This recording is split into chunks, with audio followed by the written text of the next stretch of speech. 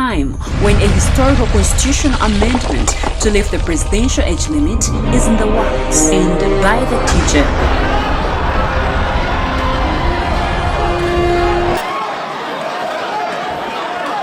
Segona. These suspended MPs resisted the suspension, which ended into a vicious melee as they fought with security personnel who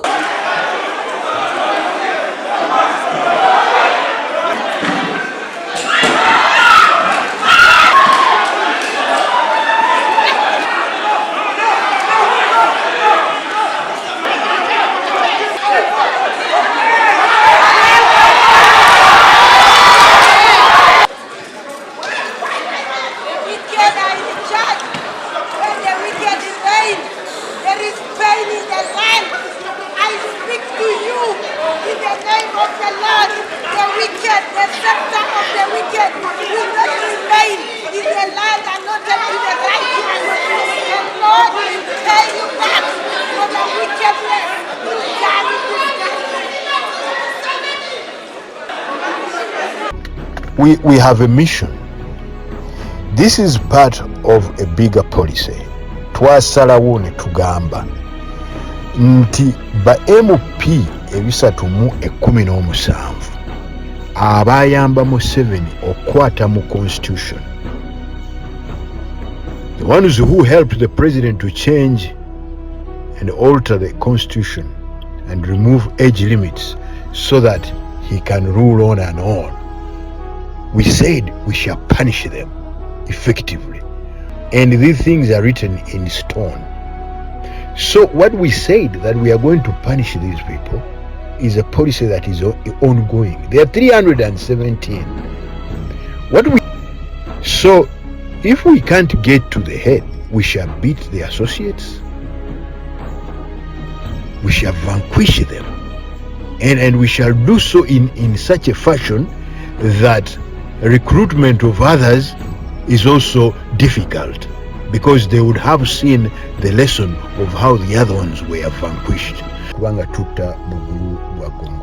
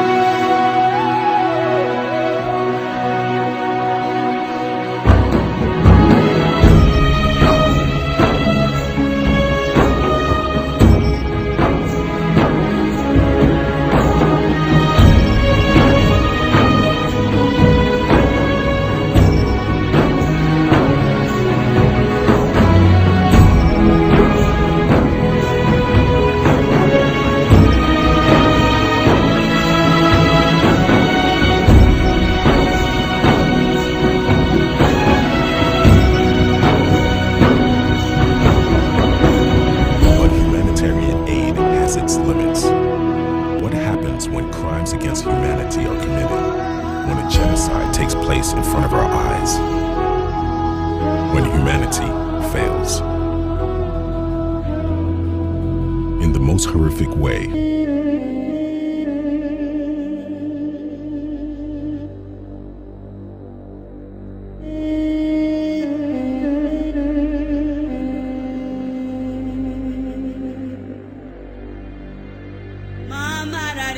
But humanitarian aid has its limits.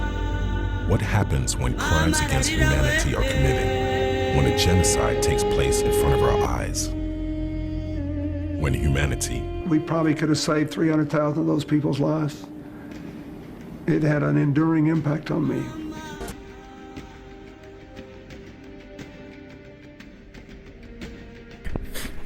Akati bannanga abampuliriza, eno ye paati endala ey'okubiri eya Revenge Crusade. Abagoberezi ba twebeelelemu abakulirwa mwami Robert Kyagulanyi neera ne international political wing ye nga nabategezezza nti ku kintu kino nasindika petition 8 eri abakulembeze b'eggwanga kubanga kino ekintu kiri about national interest ne national security neera abampuliriza ku gundi eri esoose ne mbagamba nti His Excellency olina okuba nti olina petitions 8 eyiyo kopi eya mwami Kyagulanyi gye namusindikira eya IGP owa poliisi kuba namugamba agisharinge ne deputy we eya EC Justice Byamukama concerning my companies neera nenjogera nti nina receipt nasasula registering people power our power as a foreign company kubanga ene Bulaaya njiina really registered neera sente zange ne bazitwala ne ba insuring and receipt nti nsasudde for purpose of registering a foreign company ebisigadde politics ebyo bijja kujja luvannyuma birimu era neya command of defense force ne kano Kathy Katuji akulira military police neera for purpose of the red belt n'erinnya lyange okubeera nti ye logo eririko ne petition endala eya Anite engeri gye twamu advocatingiramu university nga ekibiina eki advocatingira for women rights ne Honorable Judith Babirye n'endala ey'omunaana eya speaker nga tumusaba apasinga condemnation resolution ku keesi eno gye baali gye ŋŋenda okuluka kale nera His Excellency ne ŋŋamba nti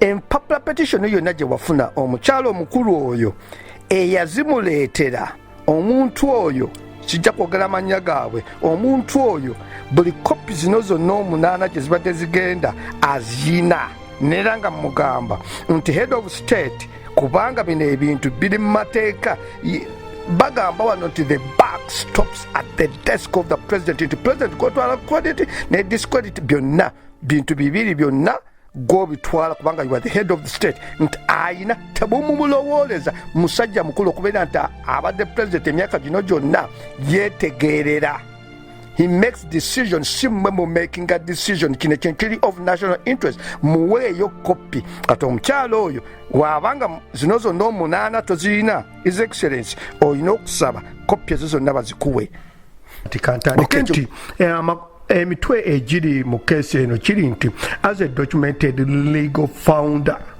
ate owner and lawful president of People Power ne People Power Our Power Incorporated ne People Power International nti nsuspendinze Honorable Robert Kyagulanyi n'abagoberezi be obutaddamu kukolesa mannya g'ebibiina byange mannya ga kampuni zange nga simbo ku byambalo byabwe oba as a slogan neera mu keesi eno mulimu abalala ate bo bafirings indefinitely abakulu abo bali mu bantu bakulu nti bali mu Honorable Kyagulanyi's international political wing nti political wing ebeera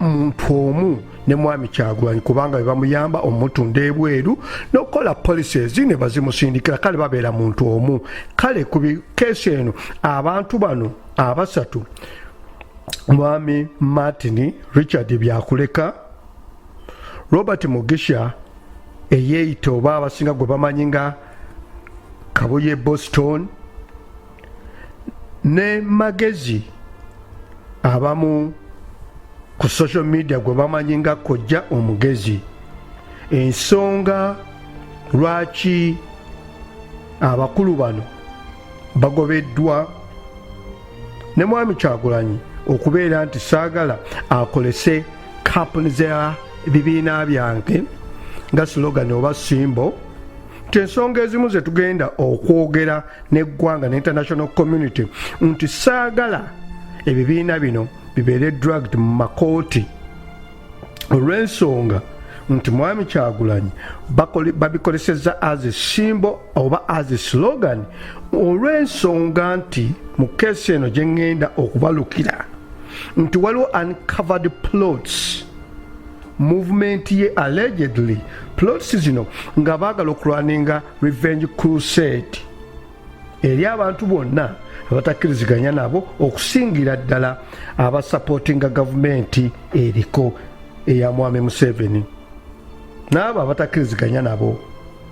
Ekirala allegedly n'obujulizi obusinga bwetugenda okubanga buli byetwogera bino tugenda kubawa obujulizi bwonna nga mulabako okukomitinga genocide eri bannayuganda abalina omusaayi gw'Ekinyarwanda nga babalanga nti be bafuuse ekizibu mu ggwanga lyaffe Uganda, n'okukomitinga another genocide eri allegedly bamemba aba parliament ab'ekibiina ekya NRM, buli omu eyalonda oba eyakwata nti togikwatako as they claim, n'obujulizi bwonna weebuli nti violations zino zonna ziviolatinga constitution ya Uganda ne international laws. Evidence byonna mugenda kubyewulirako n'okulaba engeri gye tulukamu omusango gwaffe guno musobole okutegeera lwaki buli kaseera mbadde sikkiriziganya na mwami Kyagulanyi ne mulowooza nti etumuwana bwayi nedda. Abatuuliza zino ensonga ziri of national security and national interest nga kivuddewo nti tuba tukyali awo abampuliriza political wing ne threatening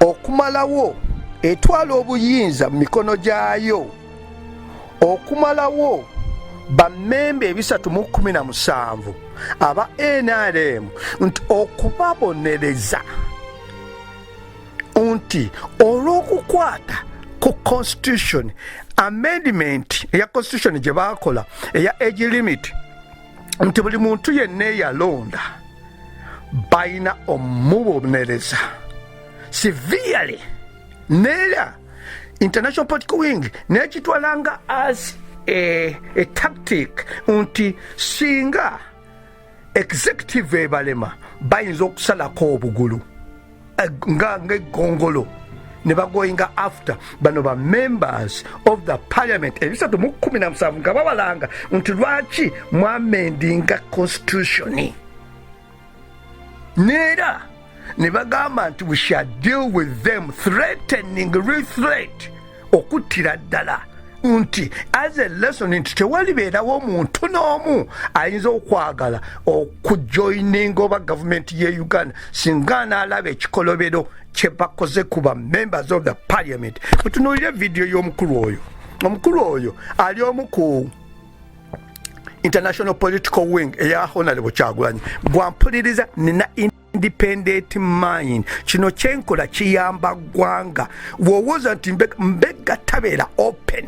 Mbega tabeera open. Kyova Mukama wange Yesu Kristo yagenda n'abuuza nga bamutwala omusalira omusanga ebiseera bye ebyokufa n'abuuza nti kiki kye nayogera mu secret ti byonna nabyogera openly nga muwulira kati ku bye nayogera openly temwankyuzinga then kiki ekikyamu kye nakola kino ekintu is a program okubeera nti ntaasa eggwanga through the program reconcile Uganda and development n'okutaasa gwe atakitegeera kuba Katonda atulonda ba leaders okubalowooleza mu oluusi ebimu mulowooza muwawa ne mutategeera. I'll answer your question. Eyinza okubeera we mugenda. You know, at CLOUD, the Common League of the Uganda diaspora, we are not fighting these MPs that happen to come to the diaspora, like Babirie, like Anite, or like perhaps like Nantaba, wherever we shall see her, because I think she's somewhere hibernating. We don't fight them because we are redundant. We don't fight them because we are politicking, as some seemingly wise fellow put it, that we are politicking. No, we are not. We are not politicking. We have a mission. This is part of a bigger policy. Twasalawo ne tugamba nti ba MP ebisatu mu 17 abayamba Museveni okwata mu constitution, the ones who helped the president to change and alter the constitution and remove age limits so that he can rule on and on, we said we shall punish them effectively. Oba bazze eno gye tuli, or even if they are in Uganda, but we shall punish them. And that we said in 2017. We are not like social media warriors. We are serious activists and strugglers. We don't forget what we said. We have policies which we set, and we set time frames, and these things are written in stone. So what we said that we are going to punish these people is a policy that is ongoing. There are 317. So if we can't get to the head, we shall beat the associates, we shall vanquish them, and we shall do so in such a fashion that recruitment of others is also difficult, because they would have seen the lesson of how the other ones were vanquished. I want to repeat to you that those who are insulting us of how we come out because of the way we are coming after the Judith Wabidiyes and Anite, how we came after Anite and how we are going to come after anybody else who shows up in our constituents, we are doing it legitimately. Kubanga tuta bugulu bwa gongolo. That is the point.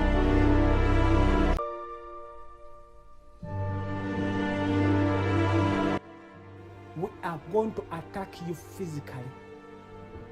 Chiwulira kyova olaba nti ekyasooka nasooka kuweereza singa mwami Kyagulanyi yaddamu ebintu bino n'abyadressinga n'atandika okuactinga okumanaginga bannayuganda nti nga memba wa parliament nti bannange si bwetwe tulina okukola nti bannange waliwo amateeka nga bonna ba FDCs ani Dr.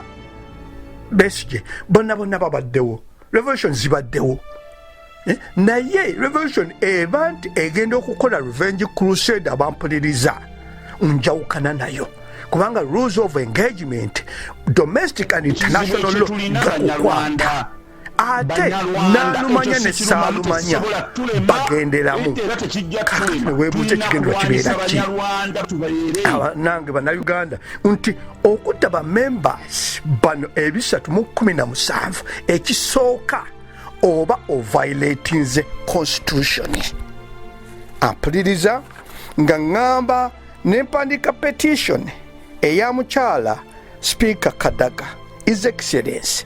Petition eyo nakuweerezaako kopi nera nga nleyinze ensonga zino zonna neŋŋamba Honorable Speaker Kadaga nti bino ebintu tobiyisaamu maaso, nti ekintu bano kye baagala okukola kintu kikyamu, nera ne mugamba nti nsinziira mu article 38 ekkiriza nti citizen alina right to participate in the affairs of the government, nera every individual oba through his or a representative per law.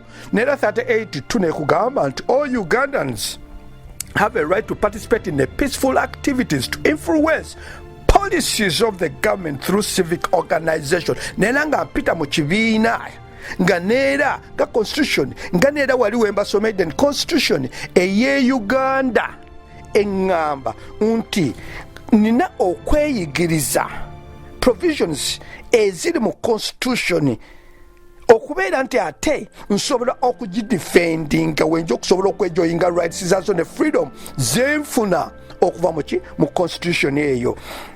Ne munyonja ne mugamba nti nkubuulire Speaker nti abantu bano ekintu kye bagezaako okukola kintu kikyamu, nti olw'ensonga okubonereza bannayuganda abaakwata ku constitution eyo amendment international political, ekintu kye baakola ekyo kyali kikyamu okukanga ba members of the parliament, kubanga gwampuliriza ba members kye baakola of the parliament it was not illegal mu mateeka under the constitution baali balina right eyo.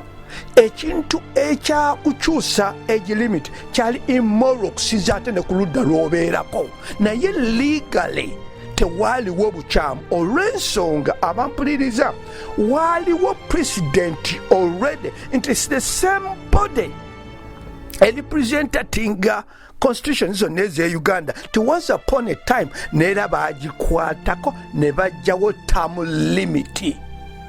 Kati president eyo weebeerawo nga neera bannamateeka members of the parliament be baatwala obuyinza obwo constitution gyebuwa nga representatives aba constituency bannayuganda be bakiikirira nti otegeera otya eddoboozi ly'abannayuganda. Tuli mu civil world abampuliriza, not Babylonian society.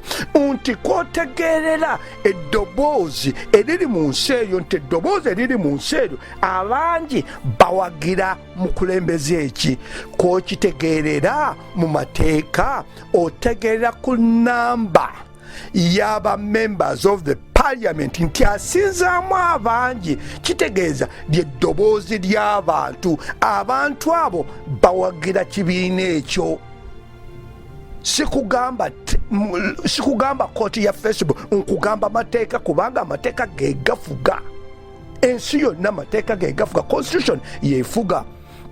Kati nekibeera nti babavunaana, omuntu n'abuuza nti okubavunaana oba omenye article 29 political rights kubanga ekugamba nti every person shall have a right freedom of association which shall include freedom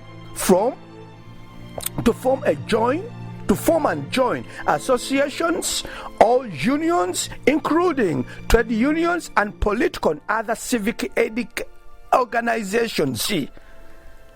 Unti government constitution yewa bannayuganda eddembe okujoininga political party gye baba baagadde. Kakati ne wabeerawo competition nti bannayuganda mwerondere party ki gye mwagala efuge. Kati party eyo nekibeera nti neera be baali balina nga bwe bakikola ku term limit neera balina okuddayo nti kyekyo ne bakomawo ne bagamba tuvootinze weetuti. Mu mateeka mu kooti gwe bino byoyogera eno okimanyi bumanyi abampuliriza kyova olaba nti bano political wing si bantu ba ku Facebook. Abampuliriza mu mawanga gonna abantu bavootinga bills legislations okusinza along party line. Omwami ono, omwami byakuleka gwe mulaba oyo ali omu ku officers of Mwami Kyagulanyi International Political Wing is a Democrat mu America, zama conservative. Naye akimanyi nti ba Democrats oba baki ba Republicans bavotinga according along party lines. Mwami Museveni yagenda n'ayogeramu nagamba nti tulina be tulonda obulonzi nga bo kye tubeetaaza we tugamba nti bill yino twagala tugenda kuvotinga kye tubeetaazaako kugamba yes. Lwakuba nti Mwami Museveni sometimes ayinza obitabiteeka mu context bulungi kunnyonnyola abantu. Nekye yali ategeeza nti parties zivoting according to party line, nti gwe kyolina okukola ng'omukulembezi olina okuzimba parliament kubanga wekigwera. Naye n'abampuliriza kutogikwatako nagenda nembaga lwakuba nti mmanyi ebyama bya Uganda nti kyali kirina okubeerawo okusinziira script ey'omuggulu ebyamba kubanga Uganda ze mystery Mukama be yandaga neera kyalina okubeerawo oba oyagala oba toyagala kyali kirina okubeerawo ku script eyo nti ebeeranga movie woogiraba. Katonda talina kyakweka bannabbi be. Nkugamba nti omuntu ayogera ndi beyond ebintu byemmanyi bingi kyova olaba nti kyoweebuza nti Mukama lwaki omwami ono awangula buli lutalo lwonna conquering tewali n'omu amuwangula. Lwaki? Lwakuba there is a purpose. Amaanyi aga Mukama agandiko galiko ekigendera okutaasa nalumanya ne saalumanya nti bano mu America Mwami Museveni kyembaddeko nti okwogera ekintu ekyo ne mu America we bakola ne Bungereza we bakola ne loli ne wabanga yeebase ye kye bamwetaazaako nti you vote according to party along party lines. Kati mwami byakuleka musajja muyigirize oba na professor akimanyi naye jjajja obuyinza nga constitution emugano to violate the constitution okugamba nti bo political wing ye bagenda okulaba nti bano abantu abakikola bagenda kubatta. Yiyo video mugiwulirize. Kyembagambye revenge crusade eno tewoomera matama Uganda. Bano ba MP oba obalangira bwereere musango. Bo kino ekintu kiri immoral oba immoral kusinza ku side gy'obeerako. Kati ne weebuuza abampuliza nafulumya teepo eyo nga tebanabanga bali mu campaign tugende tubuuza abantu. N'obuuza nti opposition yonna altogether balinamu ba members 66 bali mu 317 oba 3 mu something. Balina number to pass any bill. Kati omuntu nababuuzanga tibannange mwabagenze mu kyalo ne mukyamusa abantu muganya okubannyonnyola gusinga mmwe obululu mugenda bujjawa. Bona banamboze bani bonna bagenda bonna eyo yonna nabuuzanga ekibuuzo nti mulina enough votes. Ne wano mu America ono mwami byakuleka wabeera tebaleeta bill ku floor. Speaker asooka kubala mu banne nagamba tulina enough votes. Bwe tuba tetulina enough votes eyo bill tagireta ku floor for debate. Kati kyekimu ne Uganda. Kati speaker bwe bamuleta bill eyo yatunulira ekyasooka nti nina enough votes okuyisa eno amendment eno kasita jabalamu nti aziina then the bill negenda ku floor. Yeyo civil world weebeera. Kakati gwe obuyinza gy'obujja nga constitution ebawa okwerondera pate yonna gye baagala.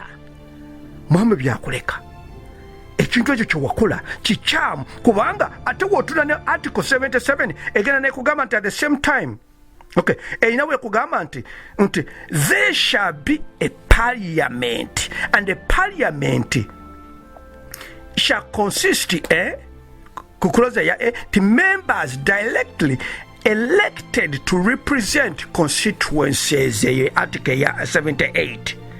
Kakati gwe oyagala kutema second branch of the government ku constitution kwozanyira abampuliriza bino mwe byemutategeera ne mulaba bulabi.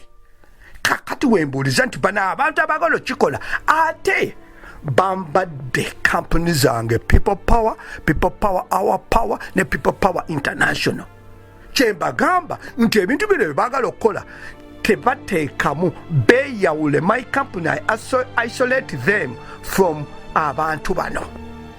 Eri gye tuvudde emabega abampuliriza naye mbagamba nti omusango ogwa international criminal court ogwaliwo between Kosovo ne Bosnia ne basabs abo bonna nti prosecutor yasomanga ensonga nga n'abuuza nga batunula intent kuteeka nga binge nti wembanga nzigase entepo naye wembanga njawudde ne mbagamba nti General Assembly ya United Nations convention to prevent and punish crimes of genocide gye baateekawo okuva 1946 ne ba-enactinga mu 1948 nera ne bakugamba nti 1998 International Criminal Court nekye adaptinga. Wemba nga sigase tepe eno nga nzaawudde ne mbagamba nti nsinzidde ku constitution ye Uganda okupresentinga my case ne mbagamba nti nsinzidde ku Convention, Prevention of and Punishment of Crimes of Genocide eya 1948 International Criminal Court gyebesingako nengamba nti nyimidde mu Article 3 ekugamba nti the following acts shall be punished.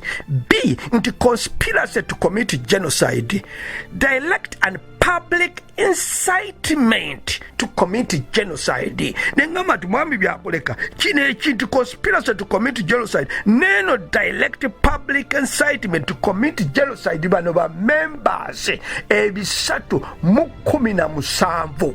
That's a pure genocide. Ekintu kino kyewakola tikintu kikyamu bannange bannayuganda kyembagamba nti mwegendereze. Bwe munaba temwegendereza toyinza okukola ekintu nti oli mu struggle oyagala kujjako omwami Museveni naye ne weesanga nti abaana bano videos ne incitement videos zino abaana ab'Uganda bo bakitwala bulala nti wawulidde Abamerika Muna Uganda yomulawo musajja muyigirize. Mu America yatugambye tudire emipiira. Fiumu zino zijja kutta abalabe. Nono kamanda waffe Mwami Robert Kyagulanyi agambye nti abatuwaayo either you are with us or against us. Mubateeke mukolenga South Africa weba to NRM. Now akaseera, I've given you the example of akaseera, and I give you another example. Akaseera nga katuuse, tumwebaze. Akaseera nga katuuse, Bwana Muhoozi, akaseera nga katuuse. All you guys, my friends, I'm telling you, nobody can save you. Oyinza okwira n'oga nti twali wano. The other time I watched Ekyoto, I saw Byakuleka there. I think these guys, they know something about what is going on. Ogenda okunoonya naye nga tokyandaba muganda ye.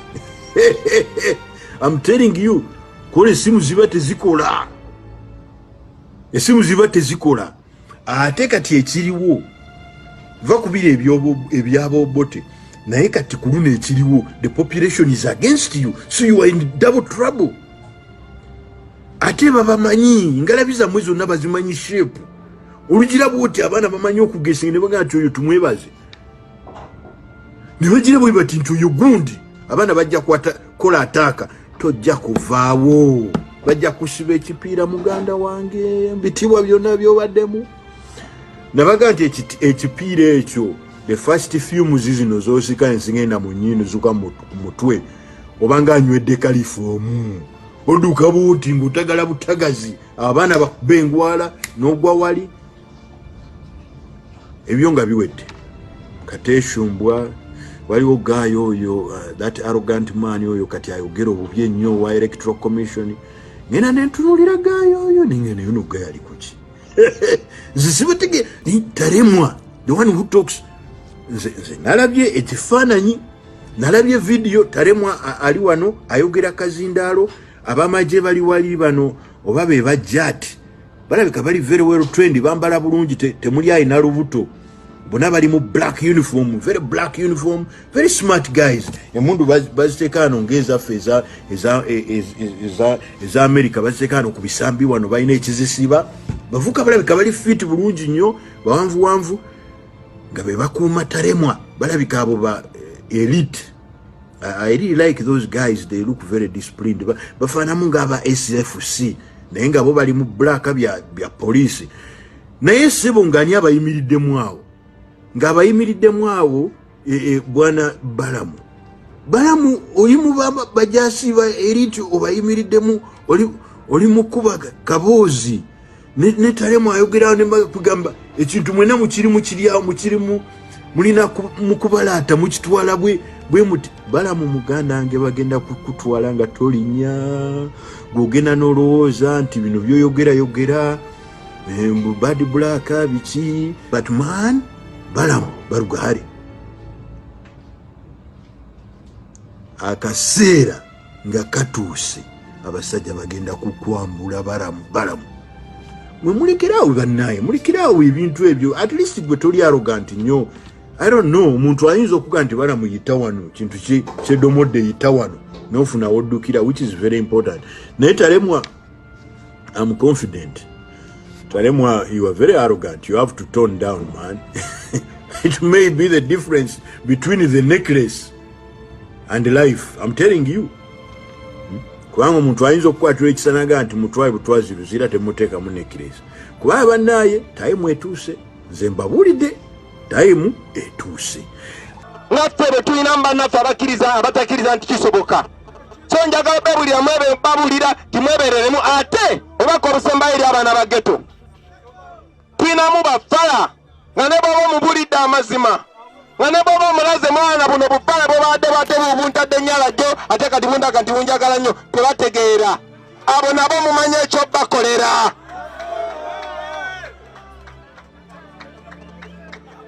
Kubanga bwe mubeera mu kkomera nga mugezaako okutoloka, nga mugezaako okwetaasa, ate nga munnammwe yaloopa ewa wadeni temumanyi kyakola.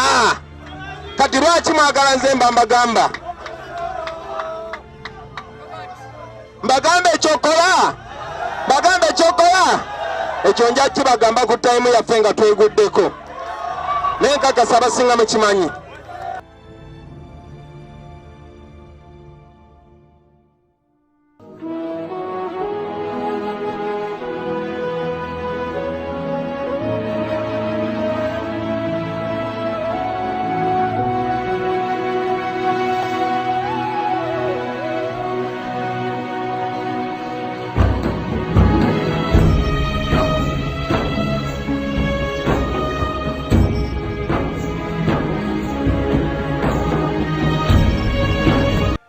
Bebe cool kyenkugamba nti I'm serious.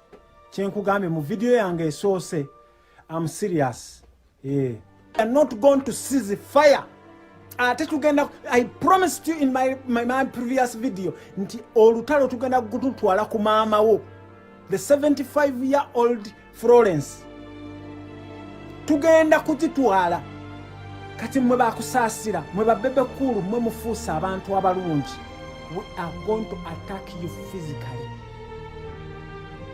Kubanga bamama bamwe tumanyi gye bali. Ba relatives bamwe tumanyi gye bali. I am not going to seize fire, baby cool. Attacking physically. Tujja kulwanyisa abaana bo, tujja kulwanyisa bakwano bo, tujja kulwanyisa buli everybody who is next to you.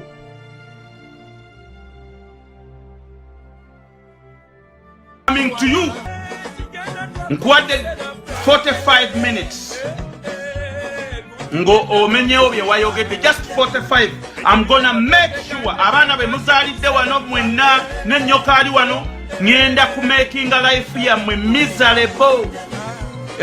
I'm gonna make sure Bebe Cool, I'm gonna make your family in US miserable. Trust me.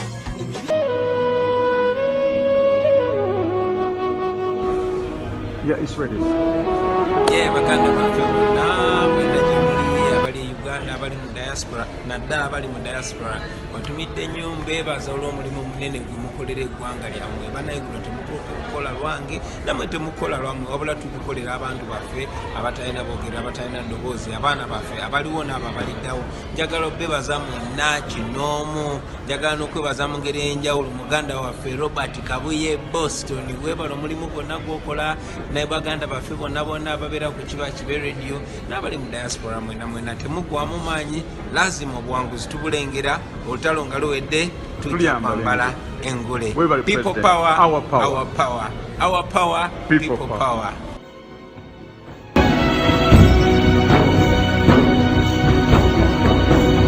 Kati tuvuddeyo enmomentamivu egenda kuvuga era ffe tulina okukulembera tubayere webali ekizibu ekyo tulina banyarwanda ekyo si kirumamu tekisobola tulema era tekijja tulema tulina kulwanyisa banyarwanda tubayere webali kati abo be tulina okusooka okulwanyisa manya nti be baatuwamba baagala kusaanyaawo eggwanga lyaffe tulina okununula eggwanga lyaffe ssebo tetugenda kussa mukono era bajja kijjamu enjawulo tulina okununula eggwanga lyaffe oba baagala oba tebaagala tulina okununula eggwanga lyaffe tulina okubakuba bonna naye era nawe bakulwana lutalo tululwana Bwana Kabuye ensi yaffe tugyagala nnyo eggwanga lyaffe tulyagala nnyo naye olutalo tebalulwana ekizibu ekyo tulina banyarwanda ekyo si kirumamu tekisobola tulema era tekijja tulema tulina kulwanyisa banyarwanda tubayere Ashibaga kato amanya bampita kojja omugezi nze seekweka njagala otwale odieno nga ya mulamwa Ashibaga kato njagala okukugamba okukulaba nti oli munyarwanda tekikufuula nti ova mu lulyo lwa Museveni njagala odieno obeere ng'ogiwa ne bakwano bo bonna nti kojja omugezi akugambye nti okubeera nga wazaalibwa Ssenyange ng'oli munyarwanda tekikufuula ate kuva mu lulyo lwa Museveni baawalaalo never Ashibaga kato zigenda kwabika empiira eri post gye wakuba n'ogamba mbu kojja omugezi ayagala kunzita ayagala kukola ki this time kijja kuproving kahalaali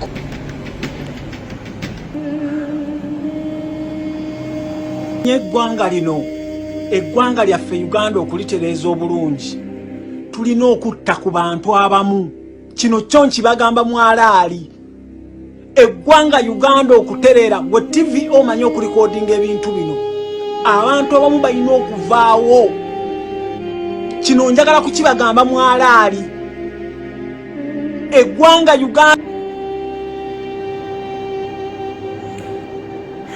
era Patricia nkwebaza okuvaayo n'ovumirira ekintu kino mbebaza nnyo mwenna bavudde twaisolatinge ashibaga kato buli amulaba amukube wakiri omusulo ashibaga kato tumwaisolate ate ashibaga kato tugenda kunoonya osegera twavaayo wanne tubagamba teri corona bannange mwe baana mmwe mugwana kufa mmwe bangamwe ashibaga kato nze kati nze anyway sijja kwogera bingi okiwulira ashibaga kato tugenda kukukuba emiggo gwate gwe tumanyire gyosula mbuzi gende wamuhoza akusuze tugenda kukukuba emiggo ashibaga kato ekyo kyo kimanyi bulungi okitegera ashibaga kato tugenda munkwawa zammwe ashibaga kato we are going to look for you ashibaga kato we are going to look for you kino kyo nkikugamba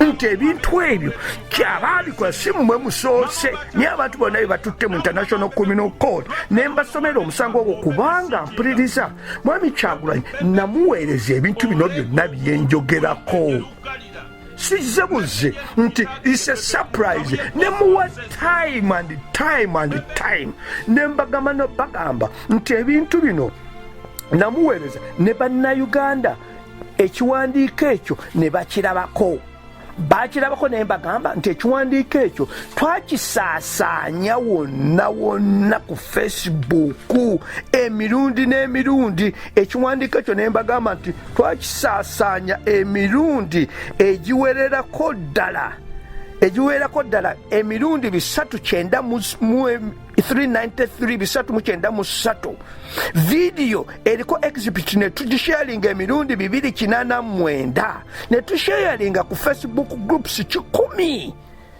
ne tukola ne messenger app ne texting messenger ne ku WhatsApp ne ku local text twareachinga bannayuganda betukkiriza 3 million nga tuliko nti bannange tuli bannayuganda bino ebintu tebiwooma mwami Kyagulanyi akolera abantu bano mumugambe asobole okumanya ebintu bino acontrollinga revolution ye ereme kuba wabanga ayagala okuleeta change revenge crusade tewooma ayina okwengaginga according to the rules of engagement nti amateeka weegali wabanga teyeegendereza amateeka gano gayinza omukwata webeere eno tepu yakubiri wemanga njigase nziriŋŋana naye naabanga njikutuddemu leka nsome n'ebintu bino nti abantu bebatwala mu international criminal court neera mu lutalo jjukira nti United Nations General Assembly buli nga 9 December bejjukanya is an international day nga bejjukanya genocide okuva mu World War II ezigenze nga banyola olw'aba victims neera nga bakuba empenda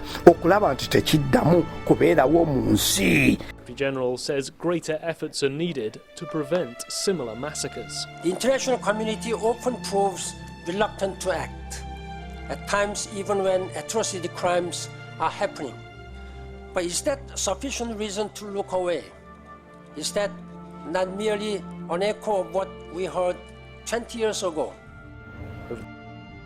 Neera Uganda member state ya United Nations neera member ya Roman statute ya International Criminal Court kati therefore they abide by these rules by a convention and prevention and punishment of crime of genocide. babaidinga n'amateeka ago ffenna bannayuganda kubanga uganda tuli member state kati nekugamba nti ku musango kubanga woba owoza etteeka olina okulaga president ekiki ekyali kibaddewo waliwo omusango ogufaanagana n'ogugwo baagusala batya ne mbabuulira nti bannange webeera eno nga tepu yakuba eno webanga njigase mba nziringana n'ennyizo zikutulamu kati weebayi mba njagala nsome ne information eno ti omuntu waba awuliriza eno abe ng'afuna obujulizi obwo kakati wabeerawo bwe bakyuzinga ku musango ogwo kubanga waliwo genocide mu biseera bya president Clinton ng'ali mu America omusango ogwo bakwata abatta Muslim group bajje yali genocide ne batta abantu kupinga kanaana nga bapa bukubi masasi olwa beliefs zaabwe lwaki naye waliwo ba leaders abaali bakulira those groups ng'ate waliwo ne ba leaders ababali wansi n'abo ba leaders baabatwala neera ne bagamba ku musango guno bagamba nti waliwo reasonable certified nti trial chambers should be certified beyond reasonable doubt nti the accused aided and abetted or was complicit in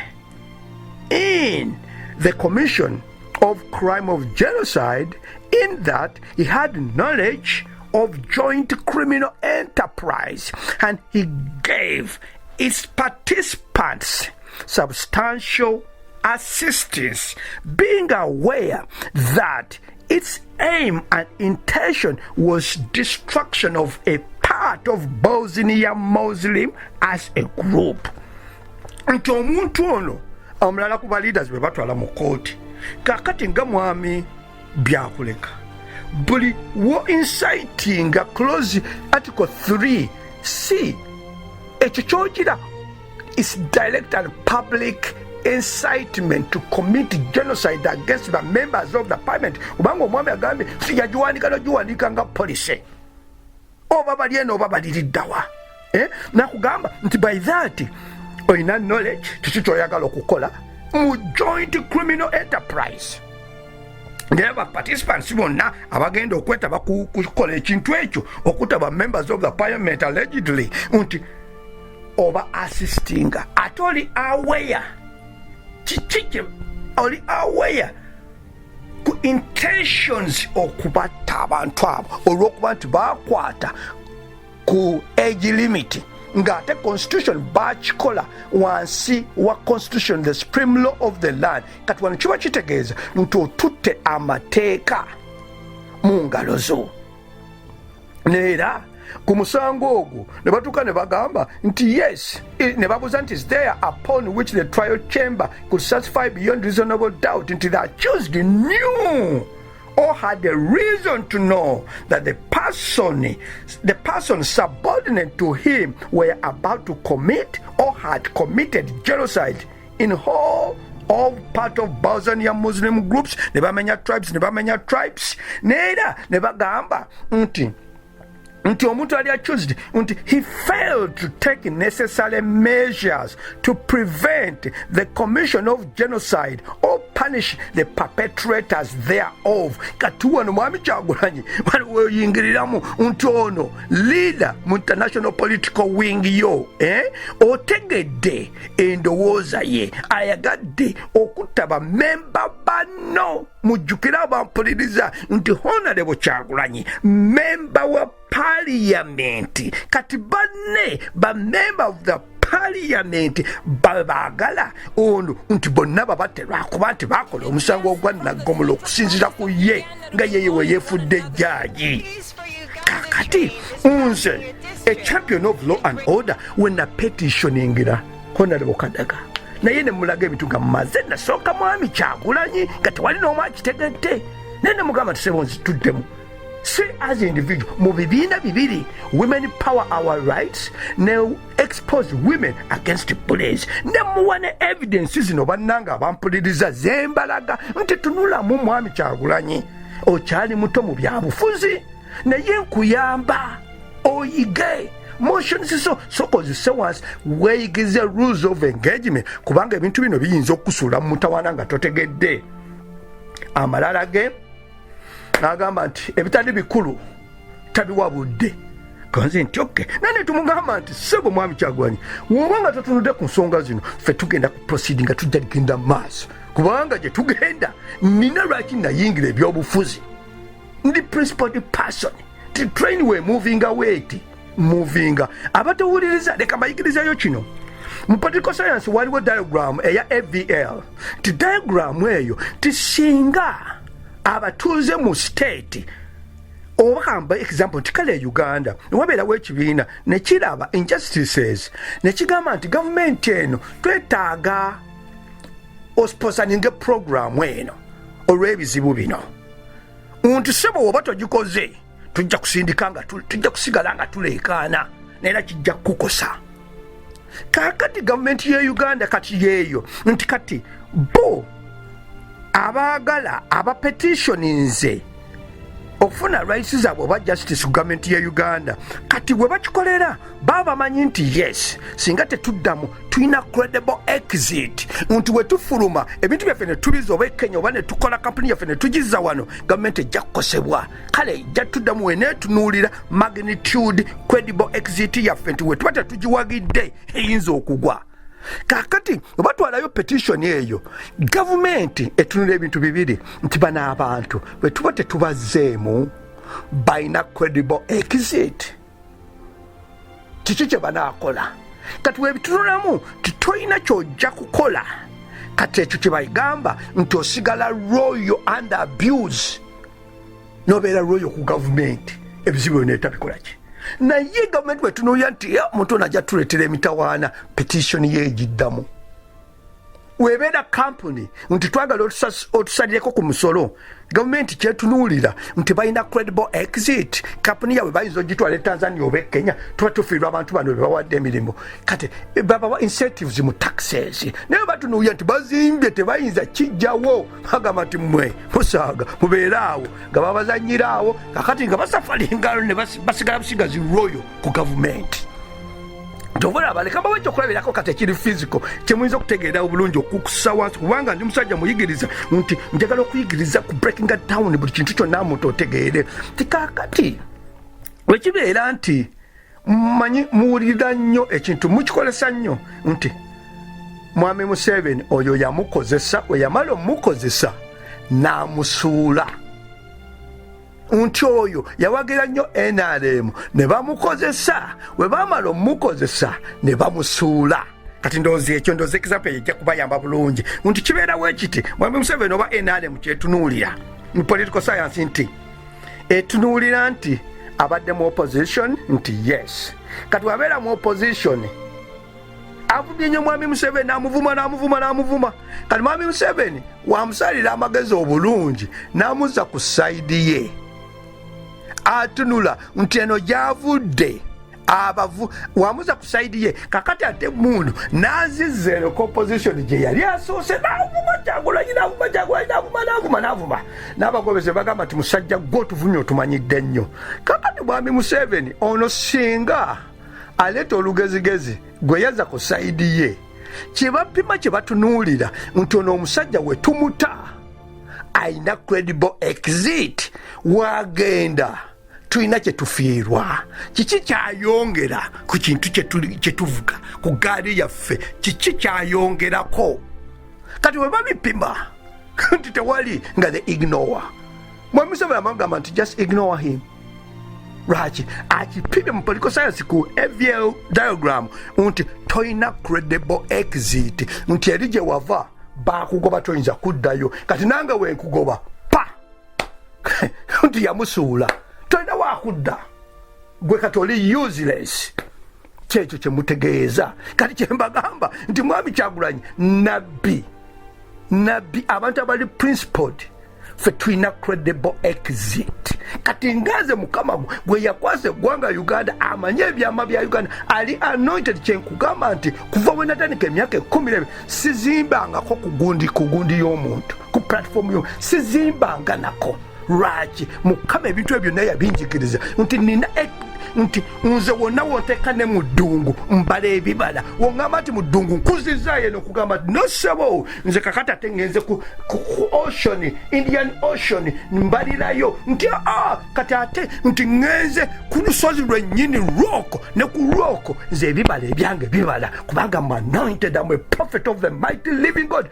Tewaliwo emyaka 12 omuntu eyali ankozesezza taliyo.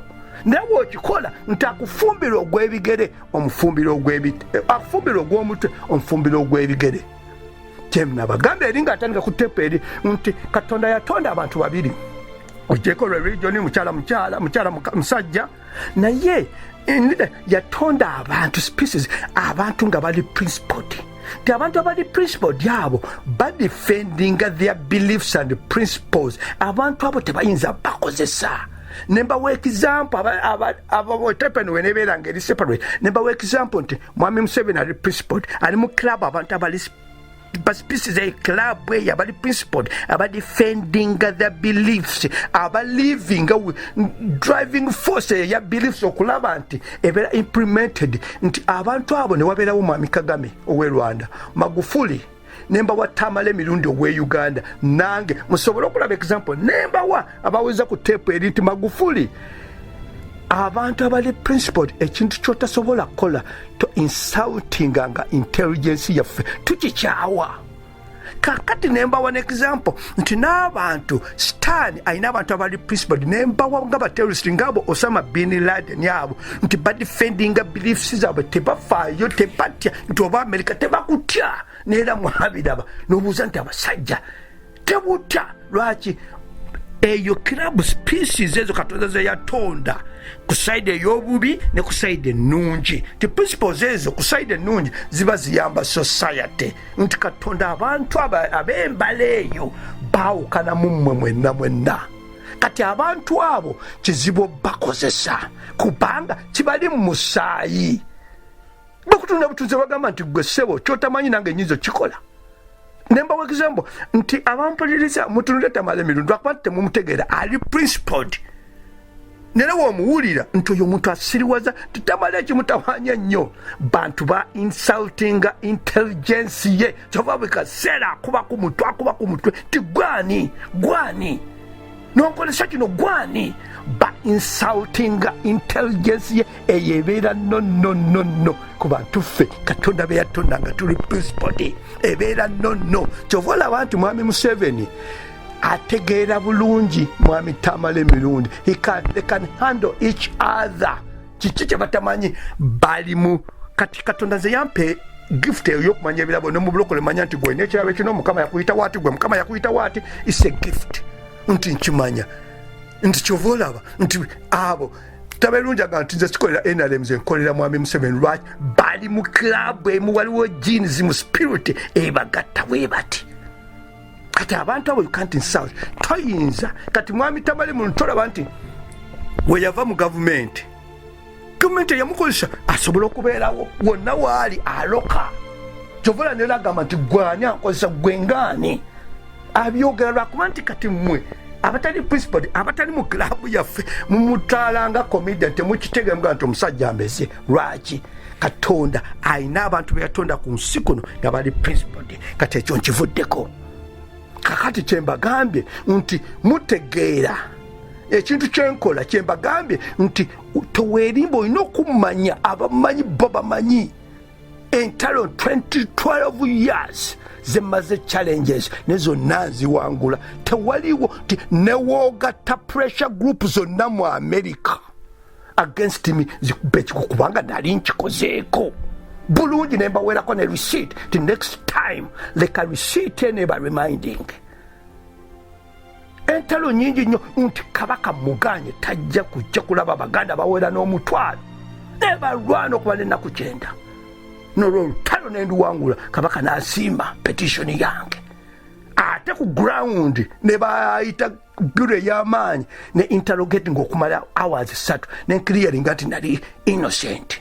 Never mpereza amabaluwa g'abalooya bankage nti mmwe ne balooya ne mbagamba nti keep your nonsense to yourself mutwale butwazi mu kooti.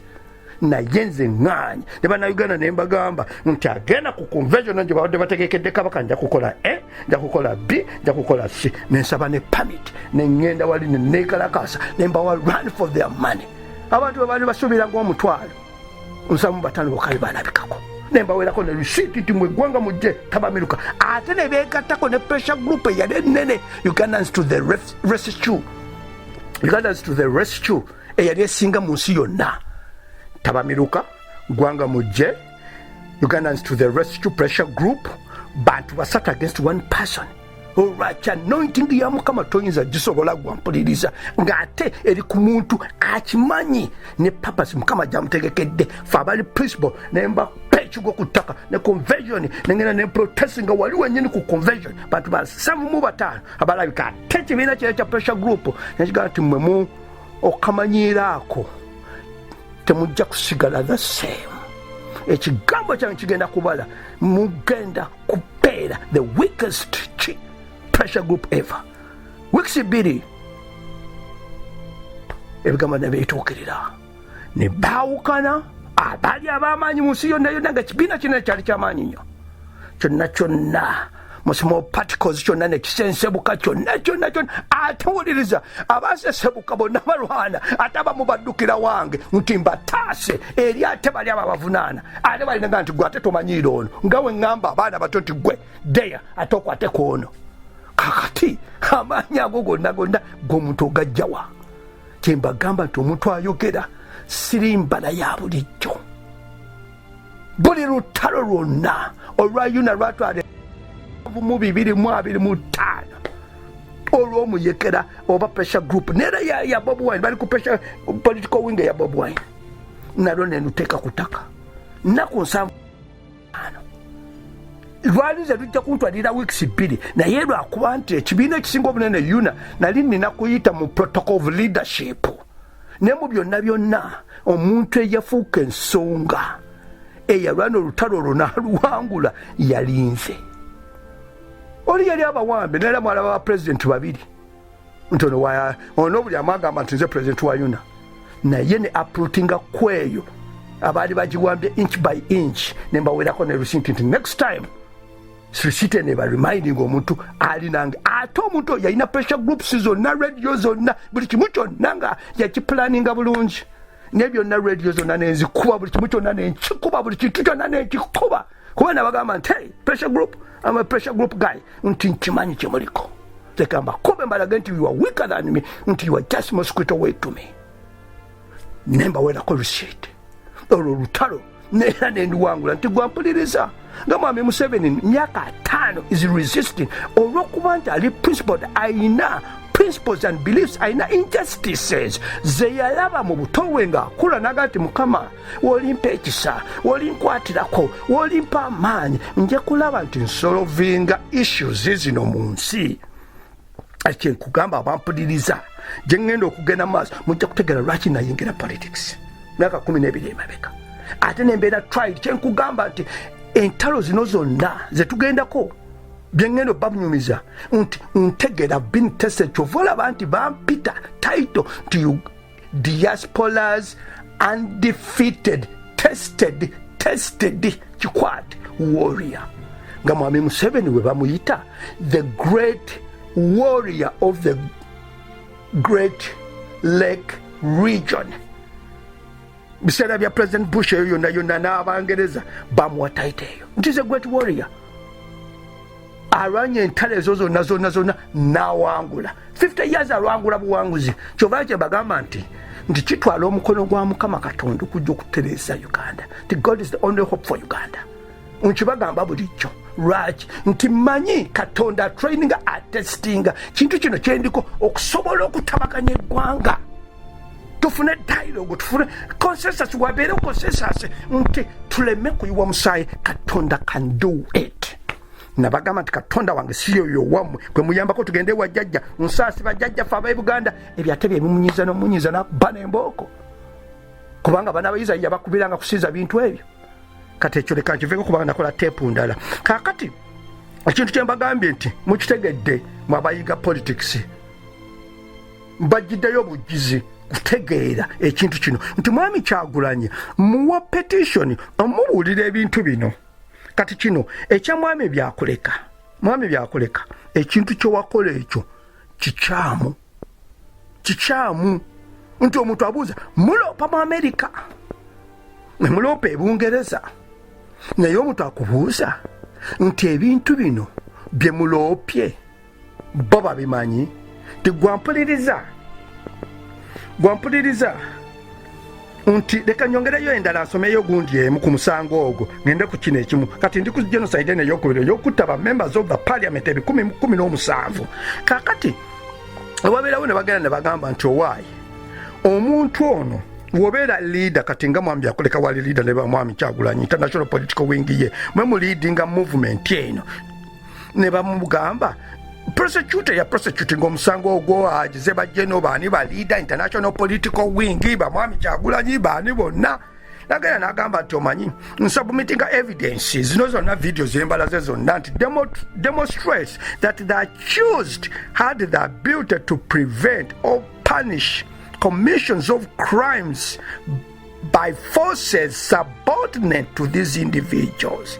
In addition, it is submitted that the evidence supports a finding that the accused's influence and control over Bosnian sub-leadership mounted to de facto control. Waina influence ne leadership ya mwami Kyagulanyi n'abalala bonna international political wing ne influence y'abantu bonna gyogenze kati bino ebintu wo enforcing nti ba members of the parliament tubakwateko influence gyoyina esobola okukolesa abantu bano ne bakola ebintu ebikyamu nera n'agenda maaso nti the accused could have prevented the perpetration baganda kyokola ekyo nja kibagamba ku taimu yaffe nga tweguddeko nenkakasa abasinga mukimanyi okuganda ebintu bino byonna bye mugamba abantu titwebereremu muyina obuyinza obwo singa muba mwagadde mwami Kyagulanyi alina power okugamba bayise bafala mu vidiyo eri nti temugezaako kukola bintu bino bigenda kukola kumenya mateeka alina obuyinza singa aba ayagadde ne mwami Byakwekala mugamba ekintu ekyo kyewakola kikyamu bano ba members of the parliament bamemba bannange siyinza okubeera member of the parliament is about debating policies and ideas. Omuntu wabaganye idea yo tojjayo kiso kati mwami Kyagulanyi bw'aba yagadde nawe akusilencinga n'akugamba lekerawo. That's not who I am. Movement eno is not all about that. Naye abaleka bulesi as some seemingly wise fellow put it, that we are politicking. No, we are not. We are not politicking. We have a mission. This is part of a bigger policy. Twasalawo ne tugamba nti ba MP ebisatu mu 17 abayamba Museveni okwata mu constitution, the ones who helped the president to change and alter the constitution and remove age limits so that he can rule on and on. We said we shall punish them effectively. Oba bazze eno gye tuli, or even if they are in Uganda, but we shall punish them. And that we said in 2017. We are not like social media warriors. We are serious activists and strugglers. We don't forget what we said. We have policies which we set, and we set time frames, and these things are written in stone. So what we said that we are going to punish these people is a policy that is ongoing. There are 317. So if we can't get to the head, we shall beat the associates, we shall vanquish them, and we shall do so in such a fashion that recruitment of others is also difficult. because they would have seen the lesson according to the of how the other ones Constitution, were that vanquished. used his approval, acquiescence, and continuing support following the commission of atrocities by forces under his control are indications of his intentions. Abampuliriza prosecution agira omusango mu International Criminal Court agamba nti yono mwami oba Kyagulanyi naye mwami byakuleka oyina abantu abakuli wansi nti approval gw'okubeera nti oba wagira oba supporting ojeyo ne video n'ogikola nti kyekino kyetwagala approve nze neera ate ng'olina obuyinza okupulinga baaka nti ekyo kye twakola kikyamu naye mubirese lwakuba muliko revenge crusade gye mwagala okukola mu Uganda nti it's an indication of your intentions. Abampuliriza neŋŋenda mu maaso mu petition eno His Excellency petition eno gikebera ogiyina gye nagamba nti mukyala Kadaga ayina okupasinga resolution okukondeminga mwami Kyagulanyi ne movement ye kubanga ali part of the parliament nti temuyinza kwagala kututta just because of difference in ideology ate ng'oli member munnaffe. Petition eyo ku record weeri bateribonerera omuntu oyo chain omuntu oyo paka ku mukyalo oyo paka ku His Excellency basabe ebintu ebyo byonna biri mu package. Kakati abampuliriza kiki kye nakola mukyala Kadaga ne mugamba nti look here ekintu ekyo nti mu mawanga agaakulaakulana amalala nga America ebintu bino nga mwami byakuleka Martin Richard charges okukanga government ya Uganda members of the parliament of committing a genocide over 317 intention motive eri proved already nti kino ekintu abakigezaako ne bakikolako mu nsi endala baakola batya nenkugamba nti jjukira mu Maachi ga 3 2020 omwaka guno the USA minority leader Chuck Schumer representing New York ye minority leader mu Senate and on the steps of the Supreme Court kiki yakola ku abortion lale he threatened the justices because nti yakola ki ya threatening the justices neera weyaba punishinga kiki kyayogera nti yayagala bapanishinge ba justices ku rally eyali ey'abantu abagala abortion nti ebeere right y'omukazi waabanga tayagala mwana asobola okukola abortion. Neera kesi eyo ndowooza kesi eyo yali about the Louisiana case eyali before the Supreme Court nga bagala nga boba was nti abortion rights zaabwe ziri threatened. Kati ono Chuck Schumer lwakuba ze Democrat nabali baagala nnyo kubanga ye Democrat Party ye advocate w'abakyala baagala okukola abortion. Kakati n'agenda n'akanga ba justices abaali bawuliriza omusango ogwo nera n'ayogera ebigambo bino nti I want to tell you Gosage yali justice omu nti I want to tell you Kavanaugh yali justice omulala nti you have released a whirlwind and you will pay a price. Go forward with these awful decisions. The bottom line is very simple.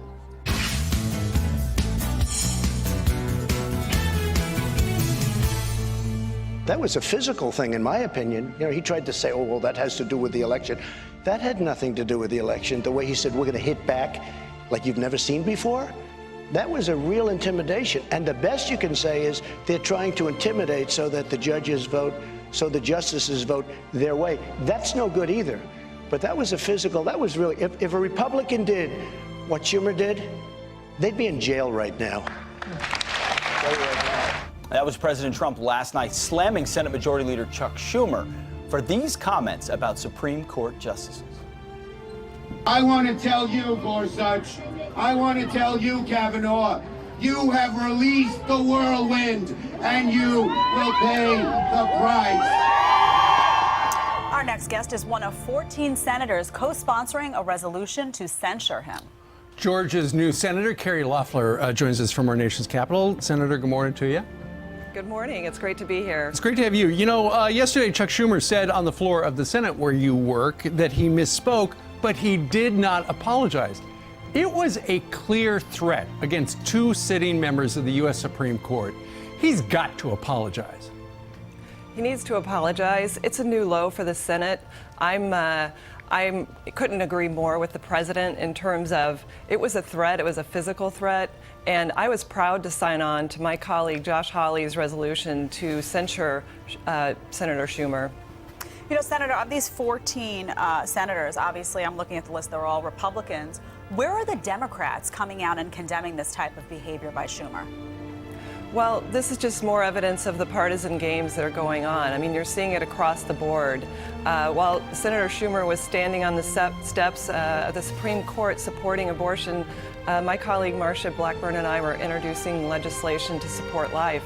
And I think, you know, we saw last week with the Born Alive bill being voted down, common sense legislation to save babies after an abortion that was botched aren't even passing. So this politicization of everything has gone too far. Well, Senator, when it comes to abortion, that's a special case for Democrats, right? There's a reason you see this much passion from him on that topic. Why is the idea of keeping abortion as broad and legal as possible, why is it an obsession of the left? owulira ssebo naye mu byonna byonna we yayogera ebintu ebyo vidiyo yiyo mugitunuulire nti waliwo condemnation on both sides nti ssebo toyinza kukanga third branch of the government kubanga government ebeera created or assembled by executive, parliament, judiciary. Kati eno mu America nera kyovalaba nti House of Representatives ne Senator, President Executive ne Judiciary. Ka Judiciary branch eyokusatu ye ja threateninze kati ngono mwami jakuleka a threateninze second branch. Nera kiki ekyabaawo bamurebukinga nera ne Chief Justice John Roberts n'agamba nti Schumer, your words are not only inappropriate, they are dangerous. Tonight, after intense backlash, top Senate Democrat Chuck Schumer walking back what many saw as a threat against two Supreme Court justices appointed by President Trump. I shouldn't have used the words I did, but in no way was I making a threat. Wednesday, at an abortion rights rally on the steps of the court, Schumer saying this. I want to tell you, Gorsuch, I want to tell you, Kavanaugh, you have released the whirlwind, and you will pay the price. You won't know what hit you if you go forward with these awful decisions. That sparked a rare rebuke from Chief Justice John Roberts, writing, quote, threatening statements of this sort from the highest levels of government are not only inappropriate, they are dangerous. President Trump piling on. That was a terrible thing he said. If that were a Republican, you would see really bad things happening. Speaker Nancy Pelosi weighing in today on Schumer's remarks. Were those comments appropriate? The Republicans say it's okay if the president does it, but it's not okay if other people do it. It wasn't right for anybody to do it, and Chuck recognized those words. Tonight, some Republicans are calling on the Senate to censure Schumer. Mutunulire vidiyo eyo ne Major Speaker. Madam President, Majority Speaker I plan to send my remarks today discussing Mitch naye nakola statement nti ekintu kyewakola about a dangerous trend that threatens our self-government. I explained how some in the Democratic Party appear more interested in attacking the institutions of our government than in working within them. How Democrats increasingly respond to political disappointments with extreme claims that our system of government itself must be broken. The failure can't be their own. It can't be that the left needs better arguments or ideas. No. The fault must lie with the Constitution itself. Democrats have tried to cloak their anger at President Trump in rhetoric about protecting norms and institutions, but in reality, it is their own side of the aisle where anti-institutionalism is rampant. We could talk about attacks on the office of the presidency, on the Electoral College, on the First Amendment, on the Senate itself. But most striking of all have been the shameless efforts to bully our nation's independent judiciary. And yesterday, those efforts took a dangerous and disturbing turn. By now, many already know what the Democratic leader shouted outside the Supreme Court yesterday morning. I'm sorry to have to read it into the record. First, he prompted a crowd of left-wing activists to boo two of the associate justices, as though Supreme Court justices were professional athletes, and Senator Schumer were jeering from the stands.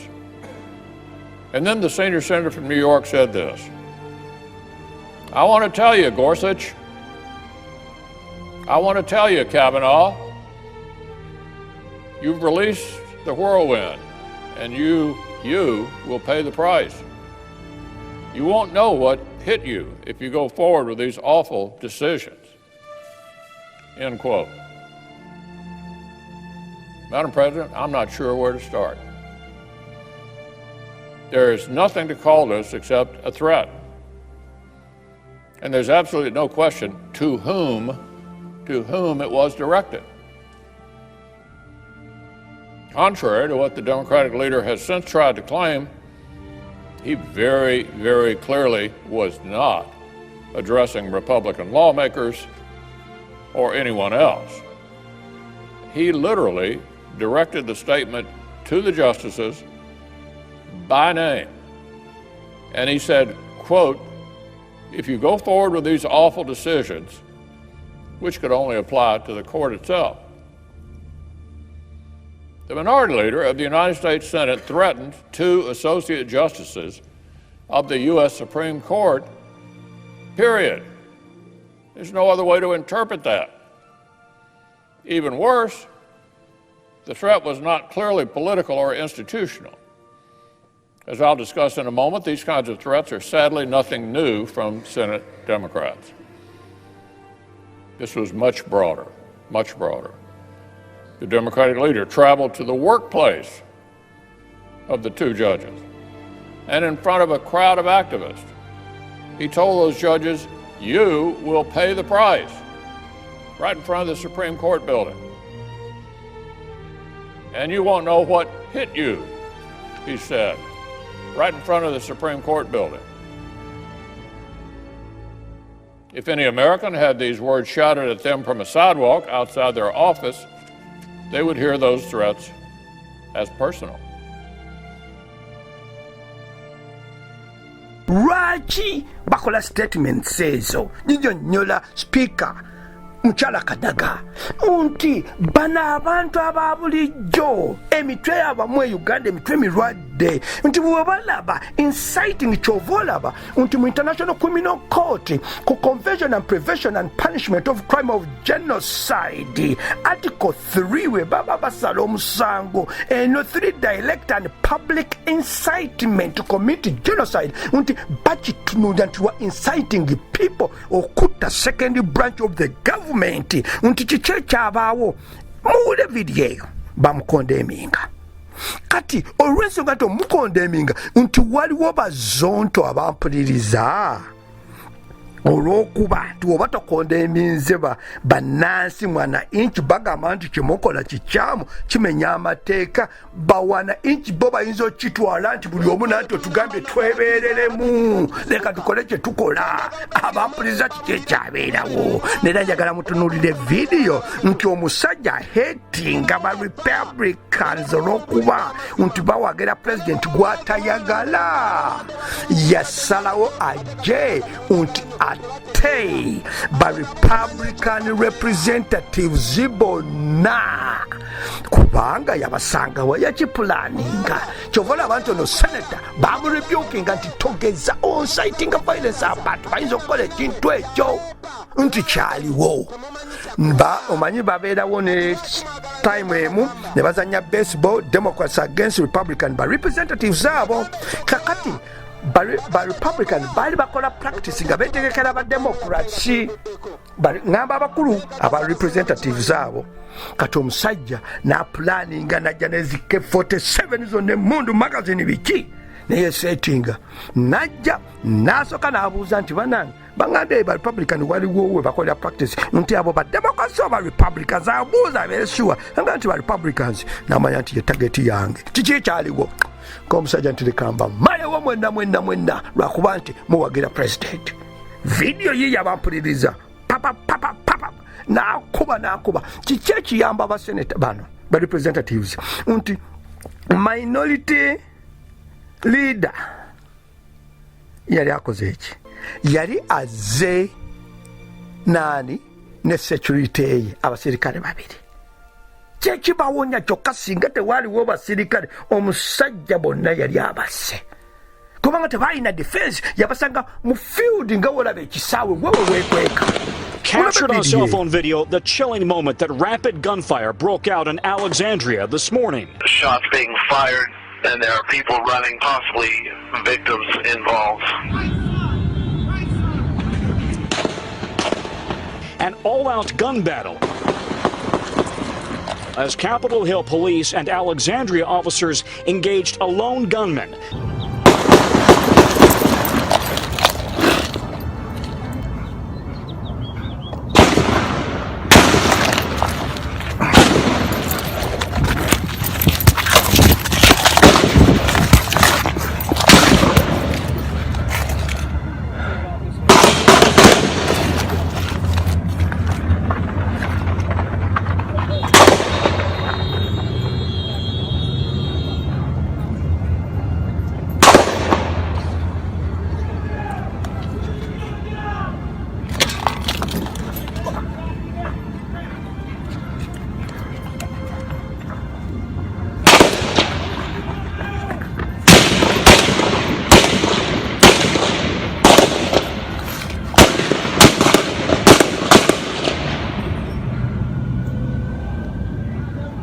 .66-year-old James Hutchinson targeting Republican members of Congress who were practicing for a charity baseball game. We need medics. We got a suspect right by the baseball field in front of the YMCA. There's also a victim down in the baseball field. Among the first to be hit, Republican whip Steve Scalise. He's drug himself from the dirt infield to the grass outfield.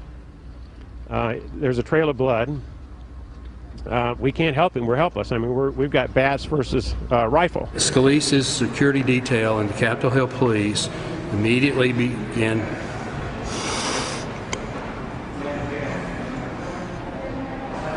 to return fire. The gunman armed with a semi-automatic assault weapon and a handgun. He was crouched behind a wooden piece of the stands, and he had a AK-47 in his hands. He was exchanging fire with police officers who were crouched behind a black SUV. The 6 people injured include Congressman Scalise, Capitol Hill police officers David Bailey and Crystal Griner, Matt Micah, a lobbyist for Tyson's Foods, Zachary Barth, a congressional staffer, and Representative Williams, who twisted an ankle. 2 of the Capitol Police were shot.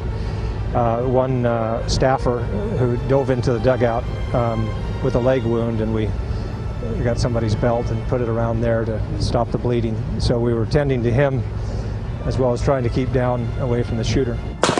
Members of Congress said the gunman knew who was on the field. An individual walked up and asked, hey, you know, there's Republicans or Democrats. Jeff said they're Republicans. The guy kind of turned around and started walking towards the field. It was a little odd, but I didn't see any indication of violence or anything. Big fat guy, probably 5'8", 5'10", had a t-shirt, shorts, had a long gun and a pistol. After an intense gunfight that shut out the windows of the next-door YMCA, Hutchinson was shot and wounded. He died a few hours later at the hospital. Meanwhile, all 5 victims were rushed to area hospitals. Representative Scalise taken off off the field by medics, a police officer taken out by chopper. I never thought I would come to baseball practice for a game for charity, for local D.C. charities, and have to dodge bullets. Representatives who normally don't have security details grateful for Capitol Hill police, who might not have been there had GOP Whip Scalise not been on the field. They probably saved our lives and the lives of a lot of other people because we were all sitting ducks, those of us who were in the dugout. Tonight, the FBI is handing out this flyer to people in the neighborhood. It is of the suspect, James Hutchinson, asking for any information to phone in tips. In the meantime, it would certainly appear that this was a targeted assassination attempt on members of Congress, and Lester, that goes to the very heart of the democracy. NBC. That we are politicking. No, we are not. We are not politicking. We have a mission. This is part of a bigger policy. Twasalawo ne tugamba nti ba MP ebisatu mu 17 abayamba Museveni okwata mu constitution. The ones who helped the president to change and alter the constitution and remove age limits so that he can rule on and on. We said we shall punish them effectively. Oba bazze eno gye tuli, or even if they are in Uganda, but we shall punish them. And that we said in 2017. We are not like social media warriors. We are serious activists and strugglers. We don't forget what we said. We have policies which we set, and we set time frames. And these things are written in stone. So what we said that we are going to punish these people is a policy that is ongoing. There are 317. So if we can't get to the head, we shall beat the associates. We shall vanquish them. And we shall do so in such a fashion that recruitment of others is also difficult, because they would have seen the lesson of how the other ones were vanquished.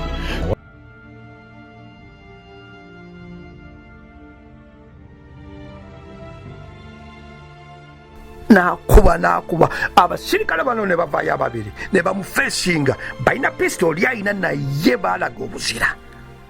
Mulabe vidiyo eyo kukakana nga bamukoze eki, bamunoze naye wansi. Kyekintu kyembagamba nti kyova olaba nti ono seneta bamurebukinga nti gwokola ebintu ebyo abantu bajja kujja bakwate mundu batudde. Kyekintu kyenagamba mukyala Kadaga is excellence. Examples zizo zonna nti kino ekintu Uganda abantu bonna mwogera to Uganda eri kwata mikibomu, Uganda eri weti, Uganda egenda kulaba omuliro, egenda okulaba omusaayi. Nti bino ebintu bana wana inchi bana bwe mutabategeeza bintu bino bayinza okutwala amateeka mu ngalo zaabwe. Ogenda ne batugumbula abantu. Kyova olaba nti ekugambe His Excellency nti petition 8 olina okubanga oli nazo. Ekyo kyenkugamba nti nze kate jjukira bano batweberere movement mwami Kyagulanyi Kati abayita Nupu bonna bakolesa kampuni zange nga slogan ezibawa amaanyi nti people power, nti people power, our power, people power international, nti yeah chali people power.